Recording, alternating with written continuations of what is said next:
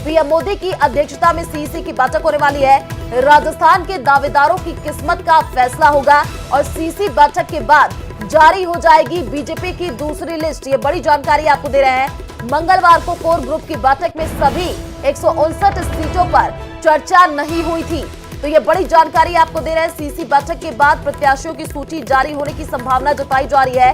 Core group की बैठक के बाद देखिए सीईसी की बैठक होगी, काफी महत्वपूर्ण ये बैठक मानी जा रही है। पीएम मोदी की अध्यक्षता में सीईसी की बैठक होगी।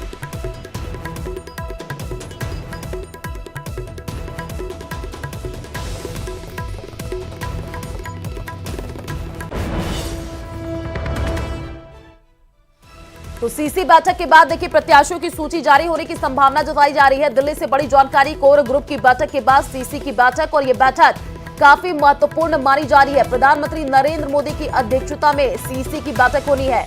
दिल्ली से आपको ये बड़ी जानकारी। तो राजस्थान के दावेदारों की किस्मत का फैसला होगा। बीजेपी ने अपनी पहली लिस्ट जारी कर दिया। दूसरी लिस्ट जारी करने से पहले देखिए चिंतन, मंथन और मंत्रणा किया जा रहा है, क्योंकि जब पहले लिस्ट जारी हुई तो देखिए उसमें बगावती सुर भी देखने को मिले थे। अब दूसरी लिस्ट जारी की जाए तो इस प्रकार की कोई बात सामने ना, इसको लेकर के पहले से ही चिंतन किया जा रहा है। प्रधानमंत्री नरेंद्र मोदी की अध्यक्षता में सीईसी की बैठक, राजस्थान के दावेदारों की किस्मत का फैसला होने वाला है।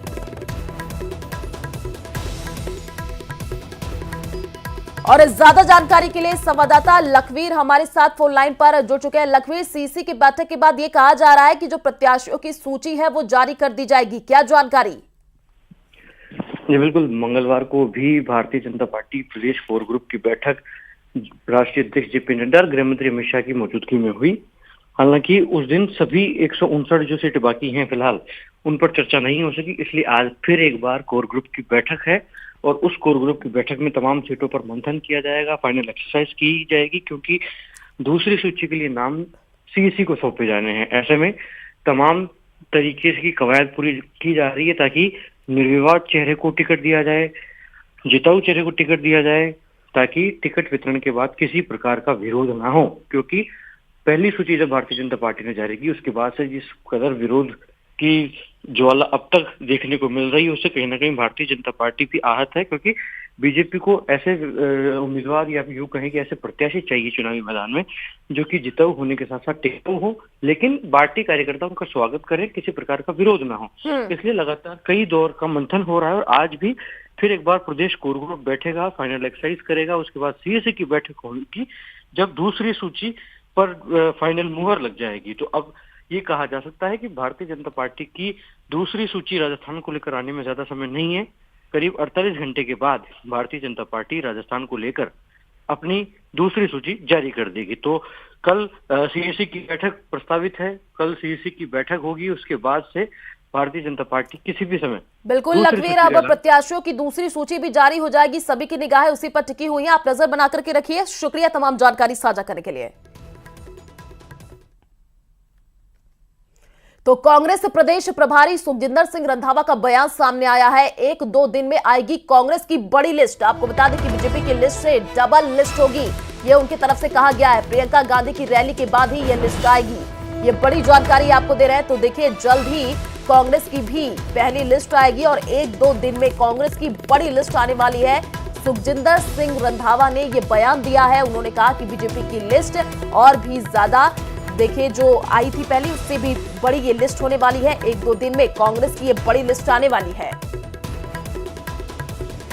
तो बीजेपी की लिस्ट से डबल लिस्ट होगी, ये उन्होंने कहा है प्रदेश कांग्रेस प्रभारी सुखजिंदर सिंह रंधावा का ये बड़ा बयान। देखिए कांग्रेस ने अभी पहली लिस्ट जारी नहीं की है और ये सस्पेंस बरकरार है कि कांग्रेस अपनी पहली लिस्ट जारी कब करेगी। इसी को लेकर के देखिए रंधावा ने ये बड़ा बयान दिया है। रंधावा ने ये कहा है कि 1-2 दिन में ही कांग्रेस की बड़ी लिस्ट आ जाएगी और उन्होंने कहा कि बीजेपी की लिस्ट से डबल ये लिस्ट होगी। यानी कि देखिए बीजेपी ने जब अपनी पहली लिस्ट जारी की तो उसमें 41 प्रत्याशियों की सूची, और अब कहा जा रहा है रंधावा की तरफ से कि कांग्रेस एक बड़ी लिस्ट जारी करेगी और 1-2 दिन में ही ये लिस्ट जारी कर दी जाएगी। प्रियंका गांधी की रैली के बाद से ये लिस्ट आने वाली है। तो मत चले और ये आप रैली कामयाब होने के लिए लिस्ट आ जाएगी और हमारे कैंडिडेट्स को पता है कि हम बीजेपी जैसे नहीं है कि जो पार्टी के साथ खड़े हैं उनको हम कभी पीठ नहीं देते, उनको साथ लेकर करते हमारे मेरे ख्याल है कि जैसे ये हमारे प्रेसिडेंट साहब खड़े हैं तो बीजेपी का तो ऐसे प्रेसिडेंट खड़ा ही नहीं हो सकता प्रभारी के साथ, जैसे मैं ये ब्लॉक के प्रेसिडेंट खड़े हैं। तो हम अपने वर्कर का मान सम्मान करते हैं और वर्कर है तो पार्टी है, इसलिए हम लिस्ट 1-2 दिन में उनसे डबल आएगी। तो दौसा से बड़ी खबर का रुख कर लेते हैं। बड़ी जानकारी आपको दे दें, कांग्रेस नेता प्रियंका गांधी का राजस्थान दौरा रहने वाला है। कांग्रेस नेता प्रियंका गांधी कल कांदोली आएंगी। कांदोली में रैली को संबोधित प्रियंका गांधी करने वाली है। ईआरसीपी पर कांदोली में कांग्रेस की रैली होगी और प्रियंका गांधी के दौरे की तैयारियों में देखिए कांग्रेसी नेता अभी से ही जुट चुके हैं। तो दौसा से ये बड़ी जानकारी, कांग्रेस नेता प्रियंका गांधी कल कांदोली आने वाली है और यहां पर जनसभा को भी संबोधित प्रियंका गांधी करेंगी। तो देखिए आने वाले दिनों में चुनाव और इसी को लेकर के प्रियंका गांधी का ये दौरा काफी महत्वपूर्ण हो जाता है। ईआरसीपी पर बोलेंगी।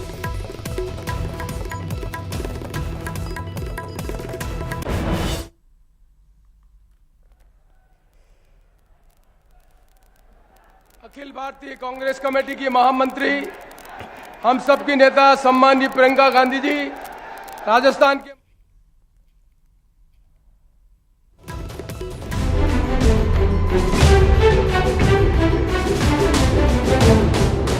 ईआरसीपी पर जोरदार तकरार, केंद्र पर बरसी कांग्रेस सरकार,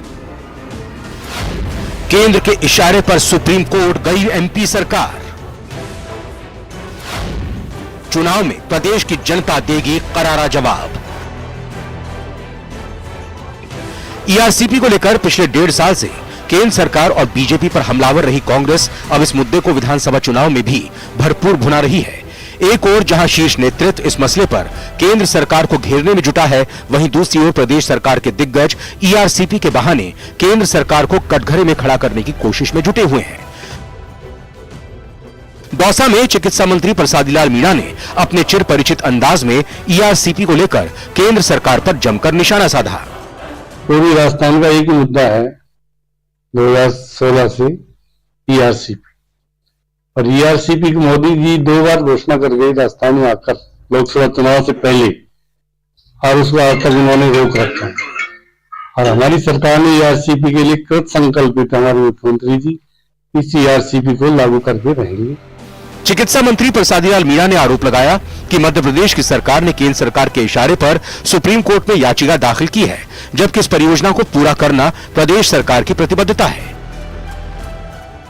मध्य प्रदेश सरकार सुप्रीम कोर्ट गई है इस काम को रुकाने के लिए।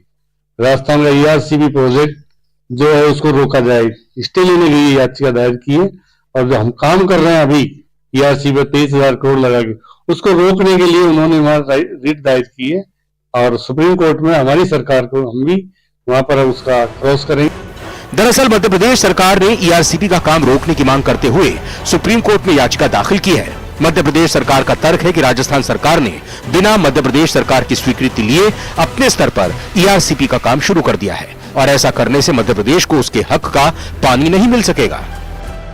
आपको बताते चले कि पूरी राजस्थान में कांग्रेस भले ही मुद्दा ईआरसीपी को बनाना चाह रही हो, लेकिन वो इस मुद्दे को अपने बड़े नेताओं के माध्यम से लोगों तक पहुंचाने की तैयारी में भी है। प्रियंका गांधी 20 अक्टूबर को दौसा जिले के सिकराय उपखंड मुख्यालय पर अपनी चुनावी सभा को संबोधित करेंगी। प्रियंका गांधी का यह कार्यक्रम सिकराय के कांदोली में कराया जा रहा है। यहां पर भारत जोड़ो यात्रा के दौरान बड़ी संख्या में लोग जुटे थे, यहीं पर विश्राम भी किया था, इसीलिए इस स्थल को चुना गया है। यहां पर अधिक लोगों के जुटाने की जगह भी है।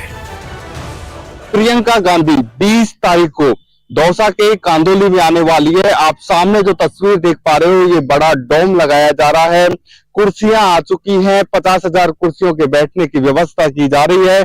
कोशिश एक ही है कि पानी के मुद्दे को किसी भी प्रकार से भुनाया जाए, चाहे राजनीतिक दल भारतीय जनता पार्टी हो या फिर कांग्रेस, दोनों दल इस मुद्दे को भुनाने की कोशिश में लगे हुए हैं, और पानी के नाम पर इस बार वोटों की फसल काटने की पूरी तैयारी की जा रही। आशीष शर्मा, न्यूज 18, कांदोली, दौसा।